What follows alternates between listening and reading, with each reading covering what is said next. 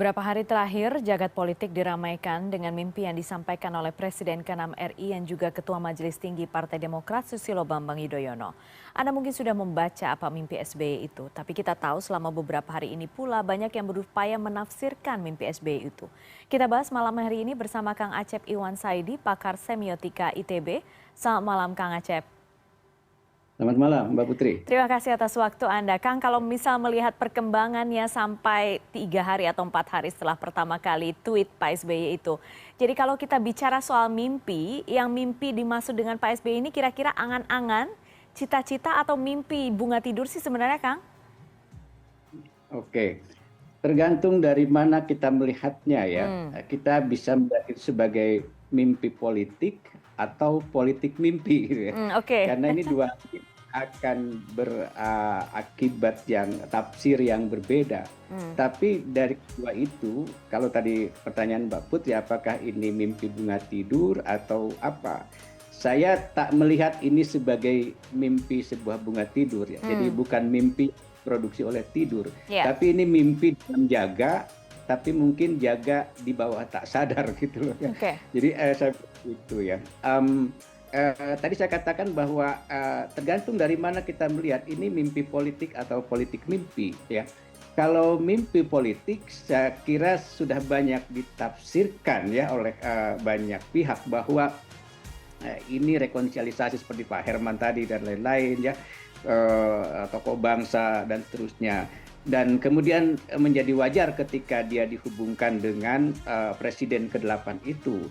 Dan pada perspektif mimpi politik maka kita melihat bahwa ini semacam angan-angan dari Pak SBY ya tentang karena sebelumnya menurut saya ini angan-angan yang dinarasikan ya, yang maksud saya yang dinarasikan karena sebelumnya misalnya ada pertemuan antara siapa itu Puan Maharani dan AHY ya, jadi di situ kan jelas siapa Presiden ke-8 itu ya, Presiden ke-8 itu tentu saja Ganjar di situ, ya kan, karena di situ ada Megawati dan siapa Pak Jokowi. Kalau hanya Pak Jokowi saja mungkin kita bisa menafsir Prabowo juga. Tapi karena ada Megawati di situ maka jelas Ganjar. Dan kalau kita ngomong Presiden ke-8 tentu ada Wakil Presiden ke-8 kan gitu ya. Jadi di Gambir itu tentu ada wakilnya. Dan dalam konteks itu menjadi logis kalau wakilnya kemudian adalah AHY kan begitu ya. Dan di situ terjadi rekonsiliasi itu ya. Itu kalau mimpi politik ya. Saya katakan itu mimpi politik. Nah, tapi kalau kita lihat realitasnya, mimpi politik ini kan kemudian menjadi bertolak belakang menurut saya dengan realitasnya.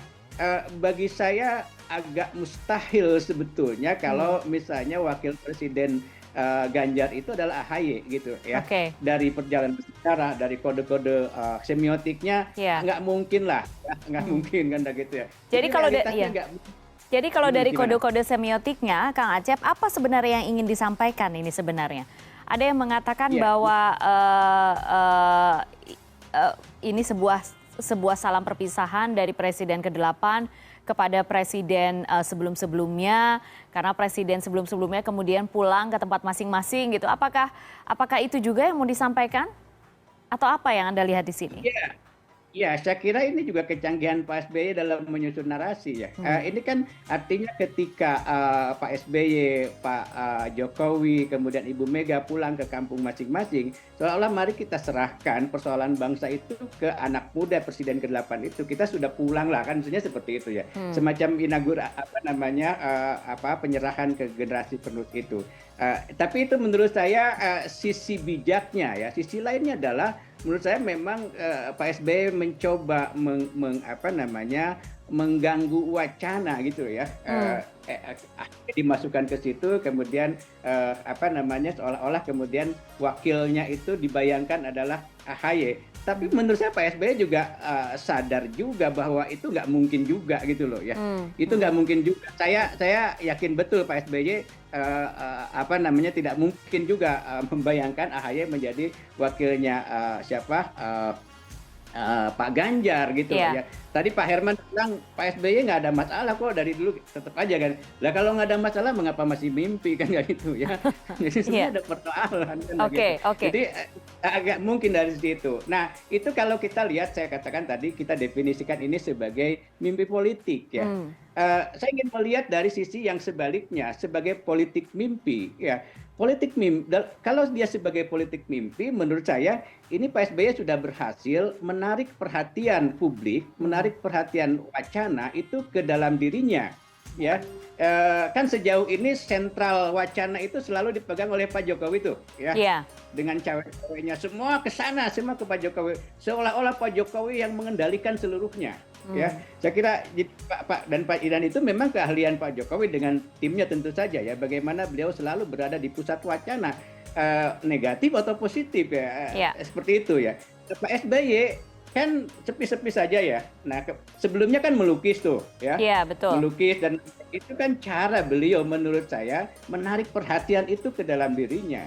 Dan sampai titik itu menurut saya berhasil politik mimpi ini gitu ya, mencoba menggeser posisi di dalam wacana, dalam analisis wacana ya, posisi Pak Jokowi, sehingga Pak Jokowi menjadi orang yang menanggapi misalnya seperti itu. Dan ini kan menurut saya akan berindikasi juga kepada dalam ini sosok AHY-nya sendiri di publik mungkin akan berpengaruh pada elektabilitas dan lain-lain. Itu kalau kita bicara di dalam kajian wacana media, saya kira begitu Mbak Putri. Iya, Kang Acep, tapi kalau misalnya dilihat sekarang, kita tahu Anda tadi mengatakan Pak SBY sudah bisa mencuri perhatian ya. Tapi kalau misalnya kita lihat akhir-akhir ini kan Pak SBY juga seringkali berbicara dengan bahasa simbol. Kalau yang sekarang dengan kata-kata soal mimpi itu, tapi sebelum-sebelumnya mungkin Anda melihat itu dituangkan di lukisannya. Apakah Anda juga melihat itu sekarang dilakukan dengan Pak SBY untuk berbicara dengan bahasa simbol ini?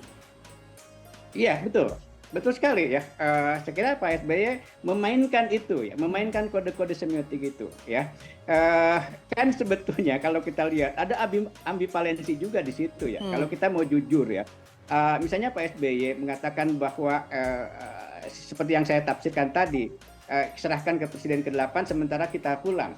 Pada saat yang sama Pak SBY masih ada di situ, ya kan? Masih ada di dalam perdebatan politik itu, masih ada di dalam dunia kebanalan politik itu. Kalau kita lihat lukisannya, Pak SBY bilang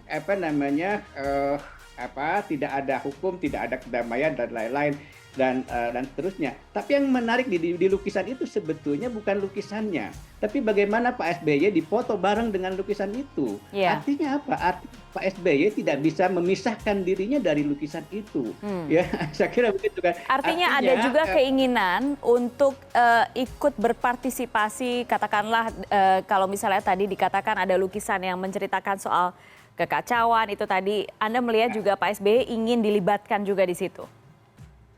Ya, saya melihat itu ya, dan ya kode-kode itu juga telah menarik Pak SBY ke dalam lingkaran ke dalam wacana tersebut ya. Jadi menurut saya sampai pada titik itu Pak SBY berhasil memainkan wacana ini ya. Saya kira begitu. Karena kalau kita lihat dari realitas realnya, kan, mimpi Pak SBY itu mimpi yang bertolak belakang dengan realnya, ya menurut saya begitu. Jadi kalau begitu maka ini adalah bagaimana cara Pak SBY menarik dunia realitas ini ke dalam dunia tanda kan. Nah kemudian dimainkan oleh publik dunia tanda itu. Ya. Nah kemudian saya ingin katakan tadi bahwa ini bukan mimpi bunga tidur kalau begitu. Ya. Kalau mimpi, kalau secara psikologis ya, dalam psikoanalisis mimpi itu sifatnya disorder gitu. Artinya nggak runut, dia terputus ya. Kalau mimpi Pak SBY kan panjang banget tuh, ada ceritanya, ada ngopi-ngopi dulu. Betul, nah itu kan, ya kan. Kang Acep, kalau misalnya, Kang Acep masih bicara soal bahasa simbol itu, bagaimana dengan pertemuan antara anak-anak presiden ini, antara Puan Maharani dan AHY? Apakah itu bagian dari komunikasi simbol yang mungkin juga karena kemudian berlanjut dengan cerita soal mimpi itu kan? Apakah ini juga cara Pak SBY juga berkomunikasi sebenarnya bahwa ada keinginan untuk konsolidasi nasional? Ya, saya kira bisa juga dibaca seperti itu ya. Tetapi di dalam perebutan kuasa di dalam intrik politik sejauh ini, apapun itu sebetulnya yang paling penting kemudian adalah bagaimana aku berada di pusat wacana, bagaimana kelompokku di pusat wacana, dan dengan begitu maka elektabilitasku menaik dan seterusnya. Sebetulnya itu gitu bahwa rekonsiliasi itu kan soal bahasa ya. Soal bahasa. Dalam bahasa politik bagaimana rekonsiliasi itu kemudian juga menuai laba bagi keuntungan dirinya. Kan gitu ya.